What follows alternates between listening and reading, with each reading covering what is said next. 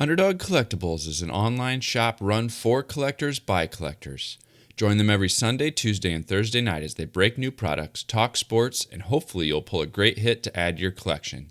Visit them at www.udogcollect.com and tell them WaxPackHero sent you. Remember, always bet on the underdog.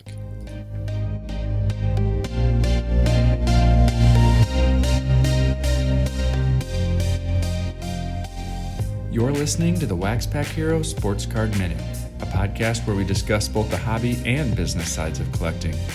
I'm your host, Mike Sommer, and I want to help you buy, sell, and trade your way into a collection you'll love.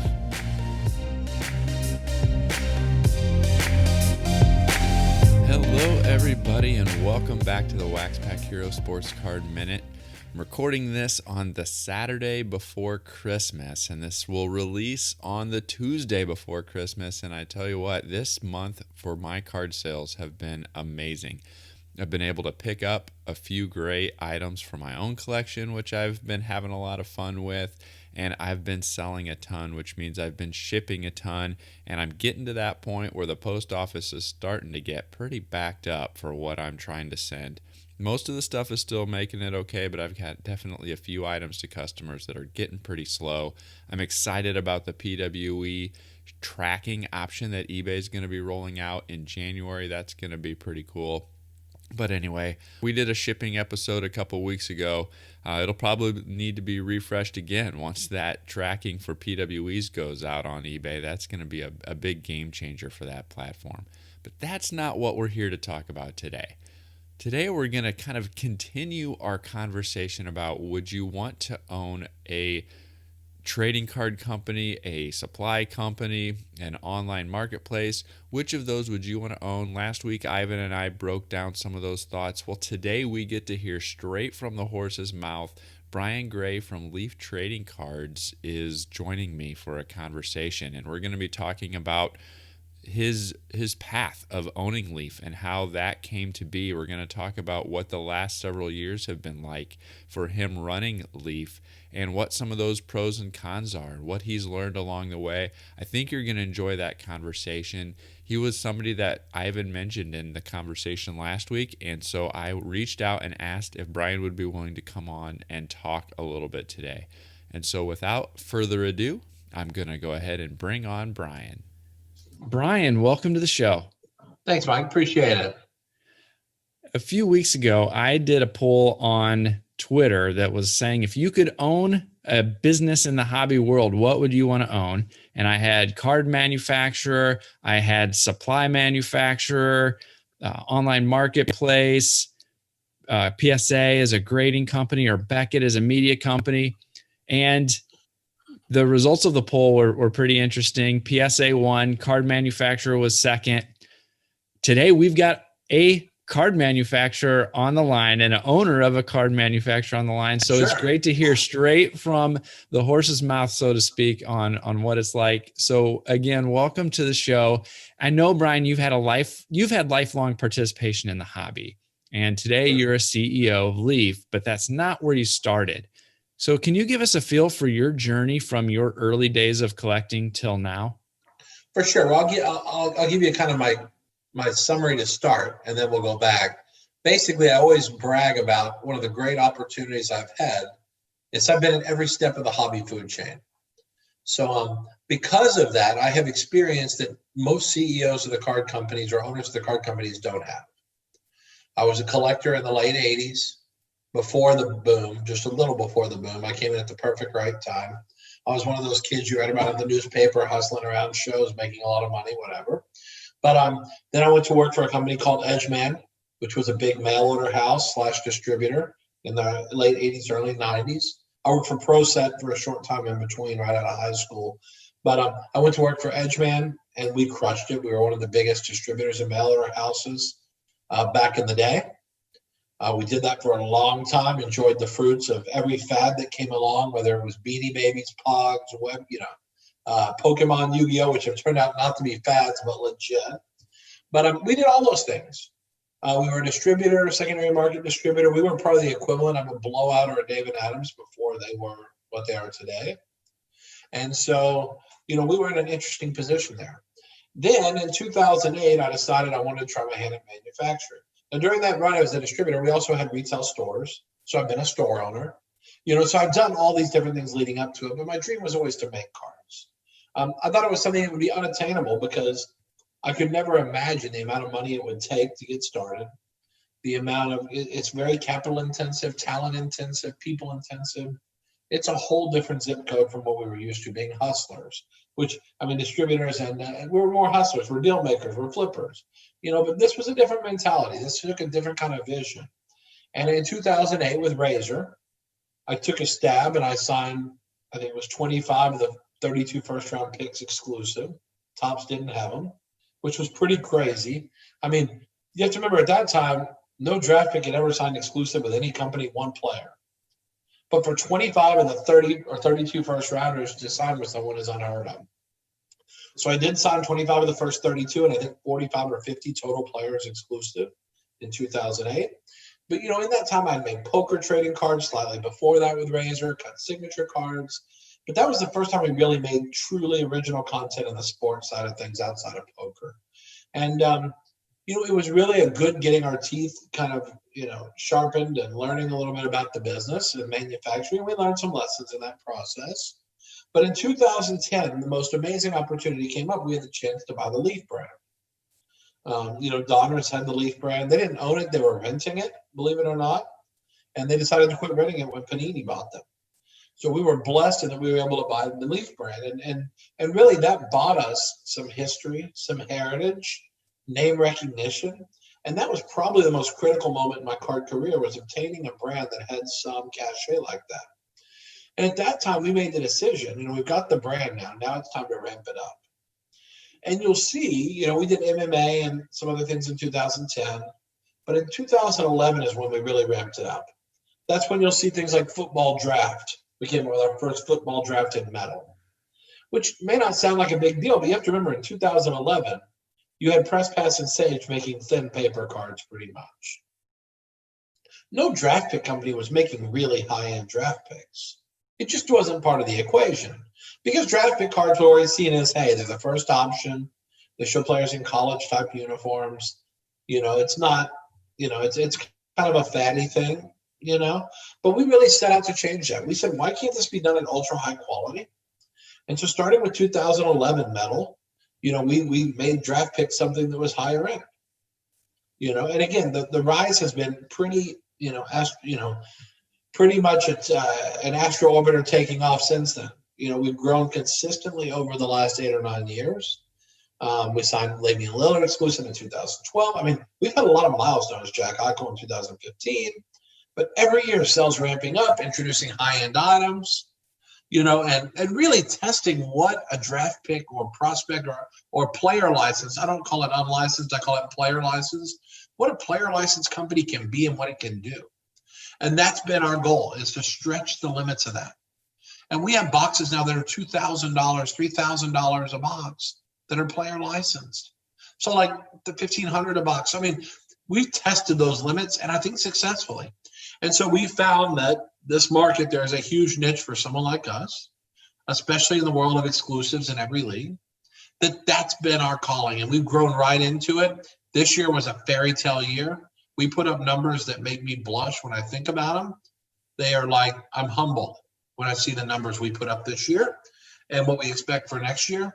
But the market's made a shift that we've been very fortunate to be in the right place at the right time. And the hobby is finally starting to say, you know what? Player license is good. It's okay. It's not, there's no stigma attached anymore. I would argue that our metal product in baseball stands up against Elite Extra, which is PA licensed. I think they're very much the same. So that's kind of my feedback and my thought process. And we've grown into that. But again, I think the key to everything is in evolving and doing these things is the experience of having been in every part of the food chain. Distributor, store owner, dealer, manufacturer, allows us to best serve every part of the food chain. That's been the key to everything. And that's where that's the shortcoming of most of the other manufacturers, is there's a disconnect between ownership, leadership, and trading and truly collecting cards. Panini's better than most of the others, I think. They have a lot of card guys in their program. But you know what I'm saying? Still, to have the top end leadership really being a card geek is a huge positive. And with this show, I really like to combine both the hobby and business sides of collecting. And I think sometimes, collectors can share frustrations or suggestions on how to improve the hobby without fully understanding the business implications of that. And so I thought we could spend a little bit of time on some of those topics. You just hit on player licensed versus league licensed. And it seems like people have a different perspective on that. A lot of people view that as a negative right off the bat. But, as we've heard already, you've got a bit of a different perspective on that. Would you even want a league license if that opportunity was presented to you? Well, we had a discussion with NHLPA about a license for hockey at one point. Unfortunately, the person we're negotiating with left the NHLPA during our negotiations, and that went nowhere. But we did entertain that. We would do a deal, but the deals are they're not favorable. They're not fair, even really deals. They're terrible deals. Now, it's worked out with the hobby being a boomer that they're working out for the companies that have the exclusives. But just to put some color on it, licenses back in the day, like in 1991, when Wildcard got the license for football, it was a $250,000 guarantee. Wow. Now the guarantee is tens of millions. So, it's a different zip code. If the guarantee were $1 million, I would take a football license. $2 million maybe, but it doesn't make sense to pay $15-20 million for a football license. I don't know what they're paying, but whatever the number is, 10 million, 15, 20 million. I just don't think that that's necessary, especially when now that every league's gone exclusive, it's not even about paying. The leagues have all just decided they want to do exclusive deals. Gives them control over the manufacturer. The manufacturer has leverage in the marketplace. There's all kinds of reasons. But for me, I'm very pleased to be in the position I'm in. A lot of people would say, well, why would you want to be in the business without a license? My answer is really simple. I get to be number 2 everywhere. In hockey, I'm number 2. In football, I'm number 2. If they gave licenses out like candy, I'd probably be number 4 or 5. But I get to be in a much stronger position in these markets because of it. And because I don't have a license, like if you look at our multi-sport products, like Superlative, Ultimate, In the Game Used, those where we mix players from different sports in the same products, so on the same cards even, the leagues would never allow that. So if we had a league license, we could never do that. So we become the king of multi-sport releases. And we like that. We like that's our license in a sense, without having to take a league license. Our license is we get to be the king of multi-sport products. We're pleased with that. We're okay with that.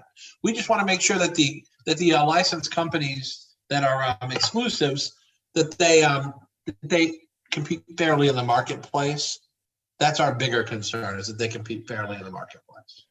Sure. So how does being player licensed impact your product development? I'm sure it has implications on photo editing, legal protections that you've got to make sure you're abiding by, what sports that you can include. You have, like you said, multi-sport products, you have tennis products, wrestling products, football products, hockey products. Can you give a little bit of a flavor on how you look at product development being a player licensed company? Yeah, I think we choose players and see what deals are out there. Certain guys we can't get because of the deals that are in place, but we try to do deals constantly. We're trying to get new names. And I think the one thing we've done, again, very effectively is we've been able to sign really elite players to our products, which we think is a great thing. But when it comes to product development, we're looking at those limitations. I mean, I'm not sure if we can use the logos or not. I'm not so sure that the leagues can say we can't use them. We choose not to, because that's one legal fight that we're not really, we're pleased with our place in the market. Why have arguments? Let's do what we know we can do safely without having an argument over it and do it. But I'm not so sure legally we can't use logos. I think there's a fair use argument that Upper Deck made in the 2009 case against Major League Baseball. I think there's a fantastic case that we can use logos without any license. We're not doing that. I think there's a case we can use players without deals. The Buzz Aldrin versus Topps case. So there's legal precedent that I don't know if any licenses are necessary for any of this stuff. But it is a $5 to $10 million lawsuit to figure it out. And right now, honestly, we're doing great being number 2. I don't know that we want to open the floodgates and have 50 people making cards in their garage legally. Right now we have people making cards in their garage illegally, and eBay's cleaning that up. But I don't think, I'm happy with the way the market is right now. Let someone else take on that $10 million fight.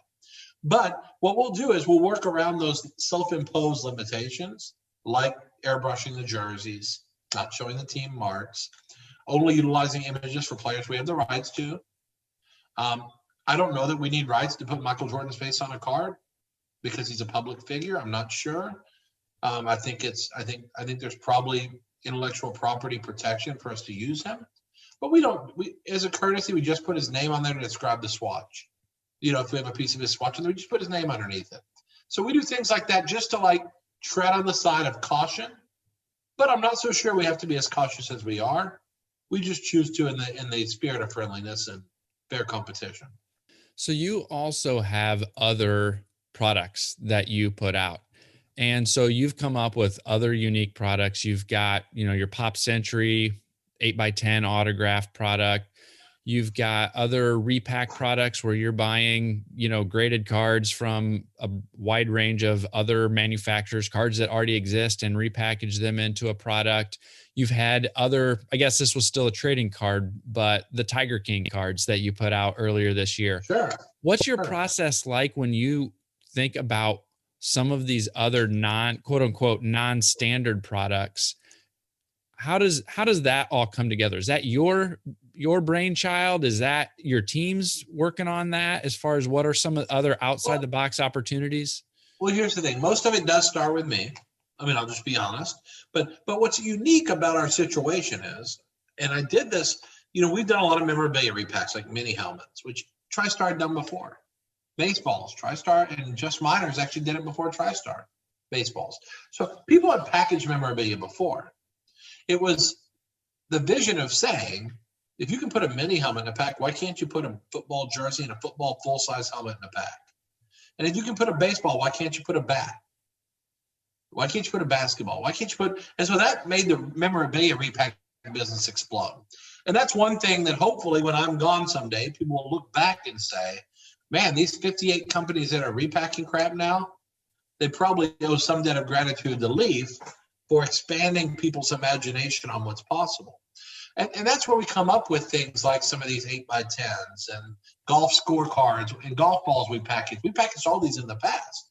But the vision is usually when we're offered assets that are compelling, I have figured out and made the determination that the marketplace loves products that are mystery, random, hidden, even if it's not traditional cards. So I believe you could take almost anything that's collectible and put it in a box and make it a mystery and make it a hunt and make it exciting.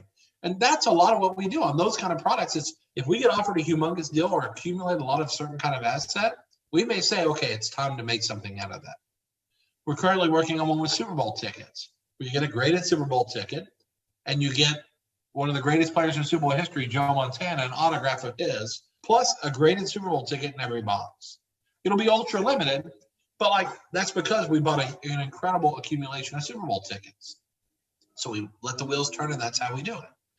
Now, in the case of Tiger King, I spend about 10 or 15 hours a week just beating trails down on different celebrities saying, hey, you want to do something for cards? Want to do something with cards?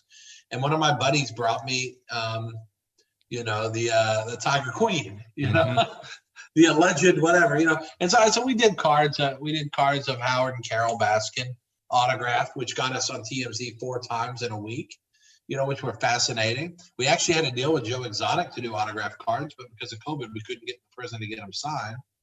And so, there's all kinds of stuff that, a lot of it's opportunity. We're just in the right place at the right time, and we just get some cool people, So again, a lot of these creative things really are just, we're able to look at things and say, that's an opportunity.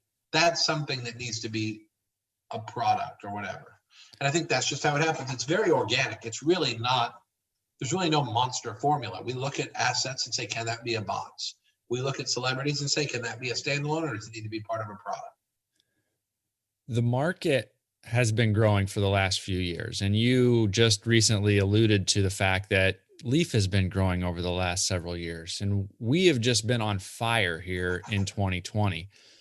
So from a business perspective, how do you capitalize on this current market that we're in while still maintaining a strategic long-term vision?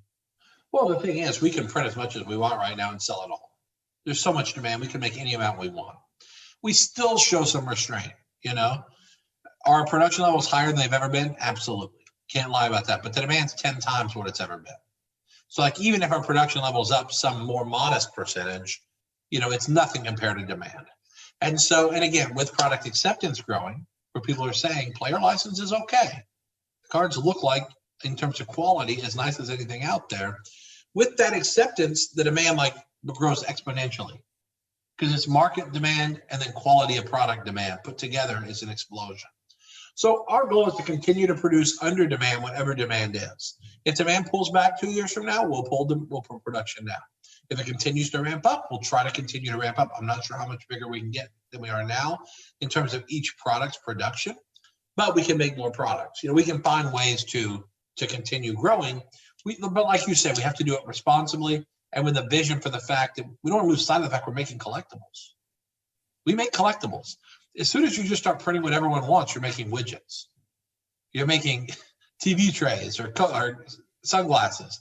We're not in that business. We're in the collectible business, which means supply should outweigh demand if you're doing it right.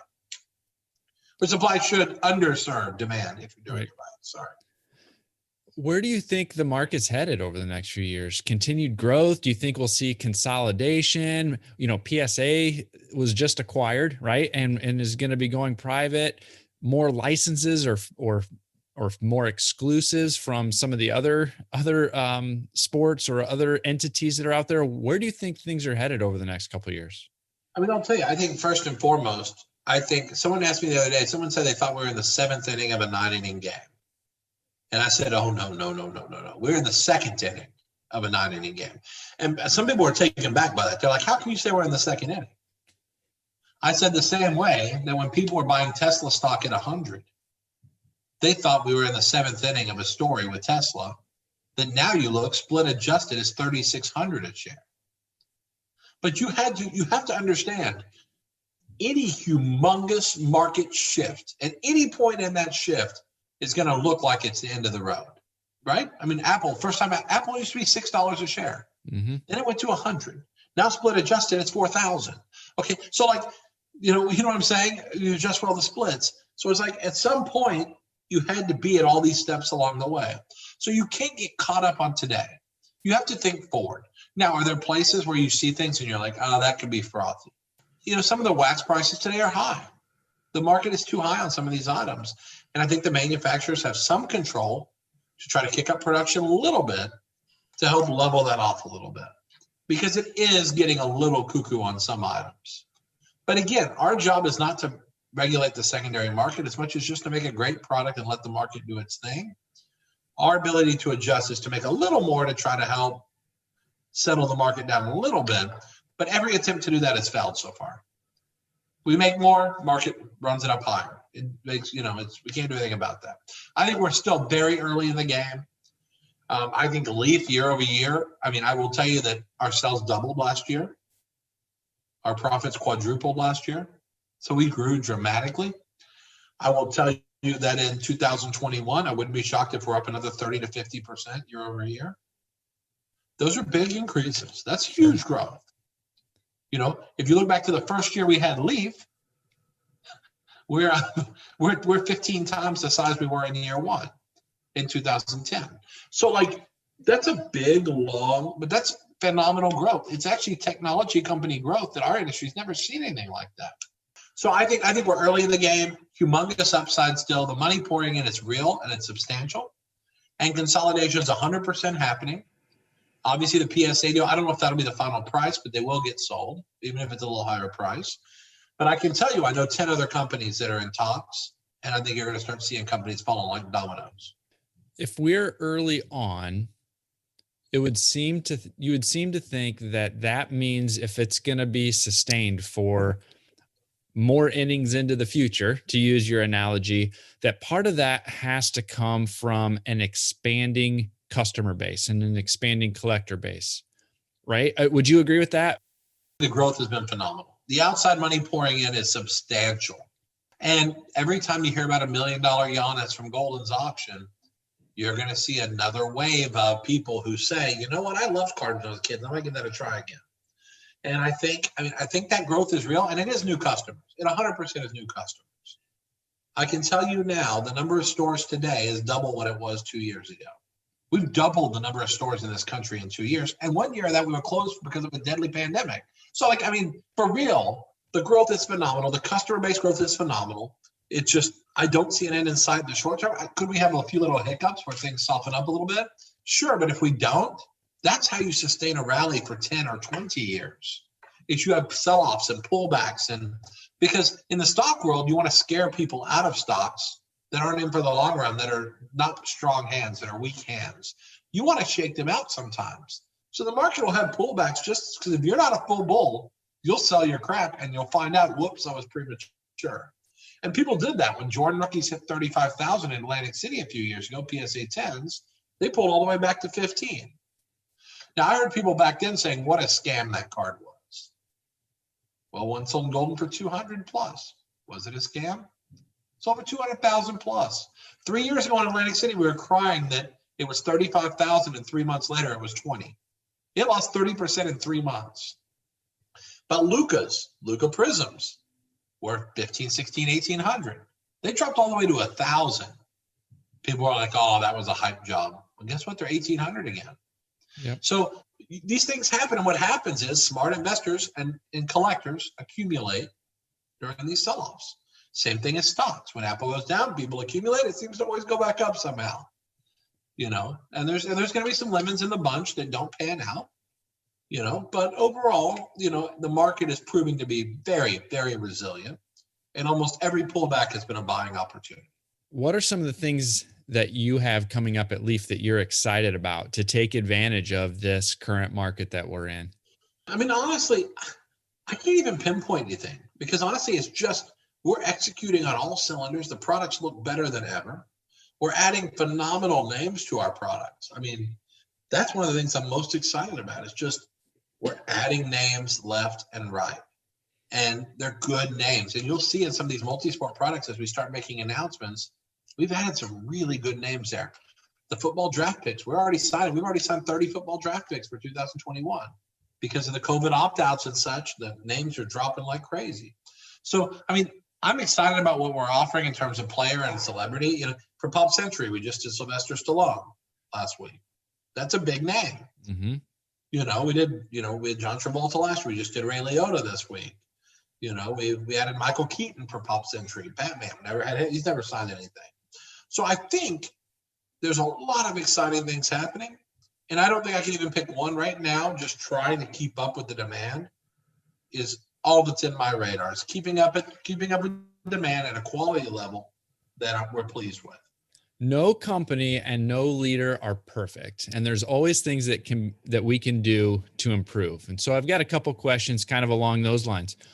What is something you wish you would have done differently at Leaf? The only thing I can think of is I have fought this growth for a long time. We could have grown much more the last 2 years, but I was a stickler for I want to way underproduce demand. And I think if I could go back and redo it again from a business standpoint, I would have started easing production up the last 2 years so that it's not as stark as the increase now. I think that's an issue that I could have done better probably. But I think our hires and our people and the intellectual property deals we've gotten into, I think they're really strong personalities. The brands, the quality of those products has improved dramatically. I don't have any second thoughts about what we've done. We're just moving forward with excitement.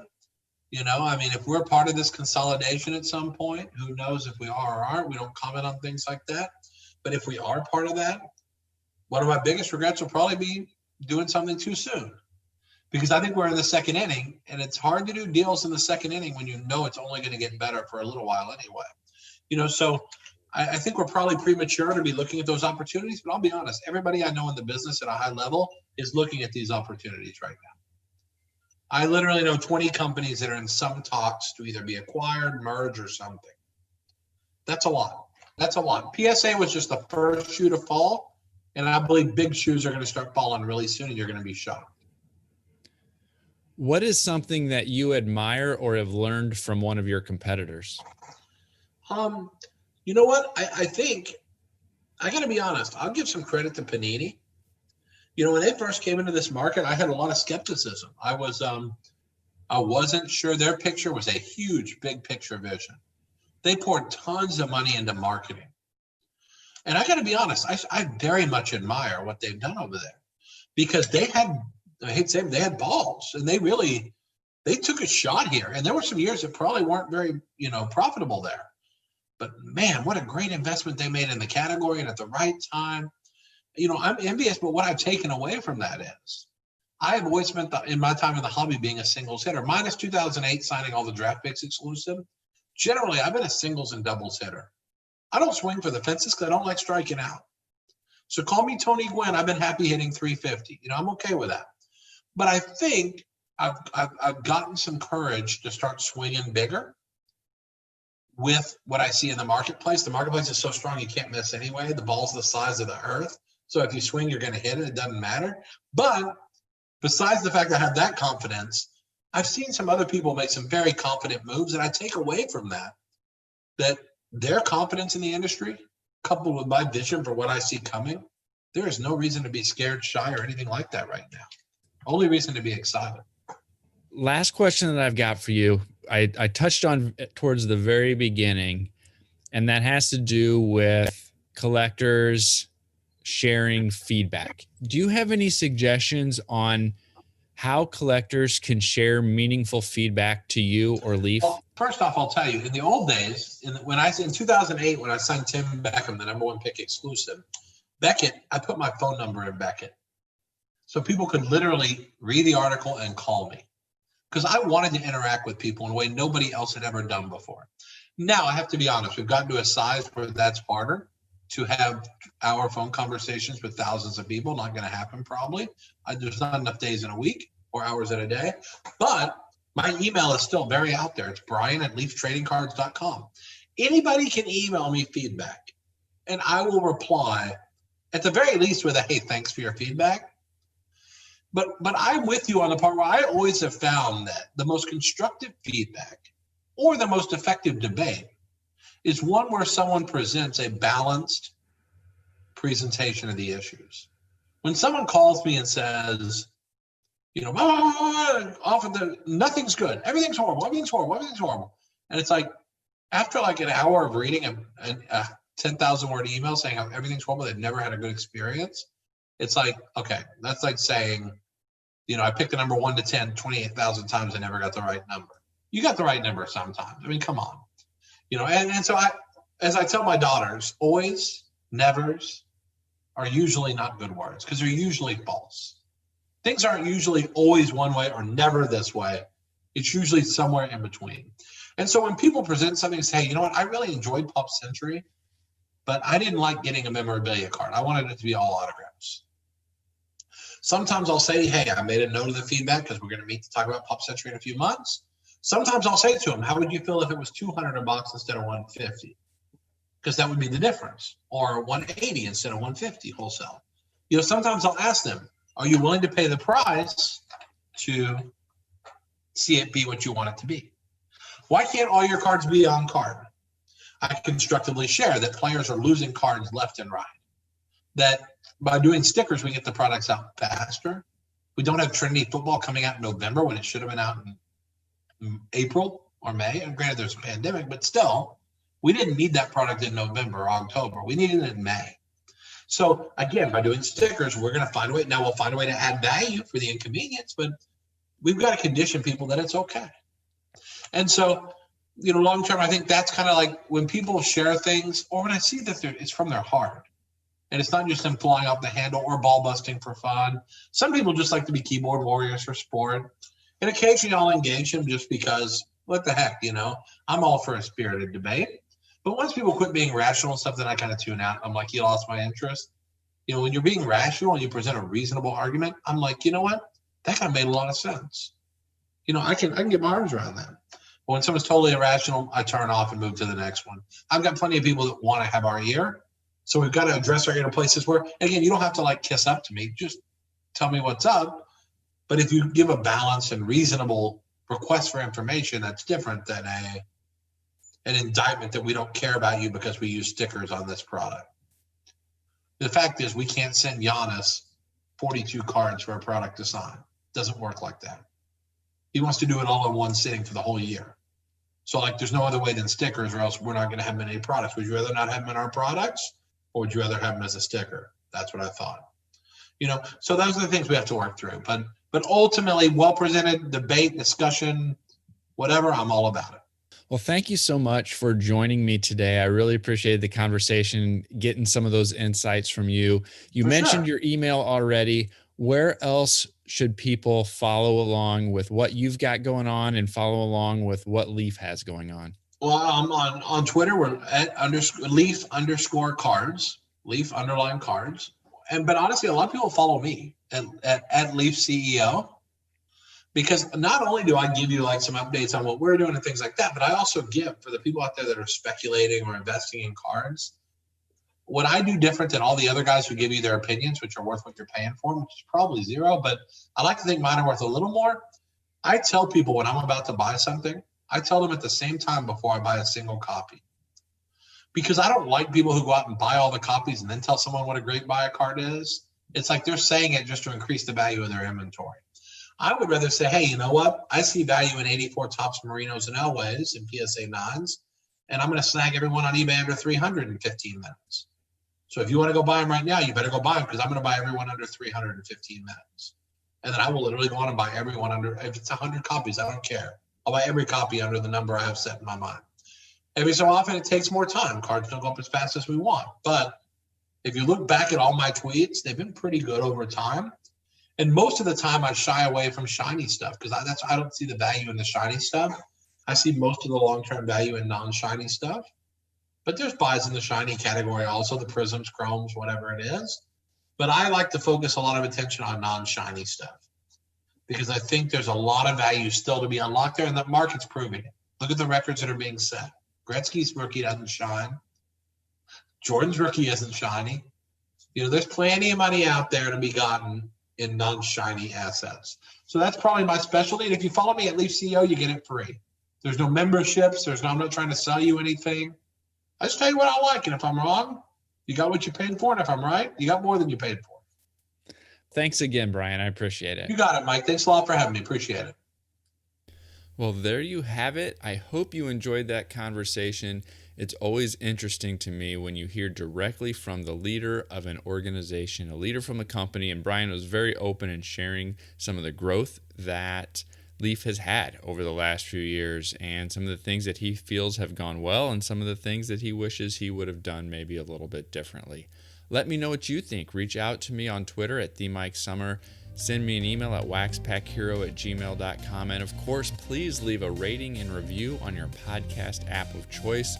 It really helps me know what you think of the show, and it helps other people find it. Well, that's all I've got for you today. So until next time, keep on collecting.